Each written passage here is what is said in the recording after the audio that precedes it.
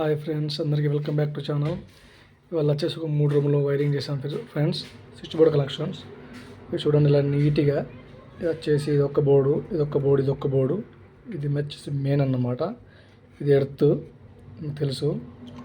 ఒకటి ఇన్వర్టర్కి పాయింట్ ఇచ్చాం, పక్కన పెట్టి వేసుకోవాలి. ఇది టేప్ వేసుకొని ఇది వచ్చేసి న్యూట్రల్స్. ఇలా నీట్గా ఇచ్చుకోవాలన్నమాట ఫ్రెండ్స్. బోర్డుకి ఇలా నీట్గా ఇచ్చుకోవాలి. బోర్డుకి కూడా కొద్దిగా గ్యాప్ ఉంచుకోవాలి.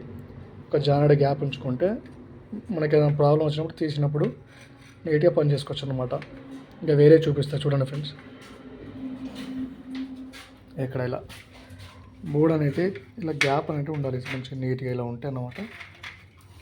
నీట్గా ఉంటుంది అన్నమాట. ఏదైనా ప్రాబ్లం వచ్చినప్పుడు చేసుకోవచ్చు. 8 మోడల్ బోర్డు ఇది. ఫ్యాన్ డిమ్మరు, దాని control switch, 20 amp switch, 20 amp socket, indicator. ఇది కూడా ఒక బోర్డు ఫ్రెండ్స్. చూడండి, నీట్గా ఇలా వేసుకొని పెట్టుకున్నాం. ఇది వచ్చేసి టీవీ కోసం ఫ్రెండ్స్. టీవీ కోసం 3 సాకెట్లు పెట్టాం, 2 స్విచ్లు పెట్టాం. ఇది కూడా ఫ్యాన్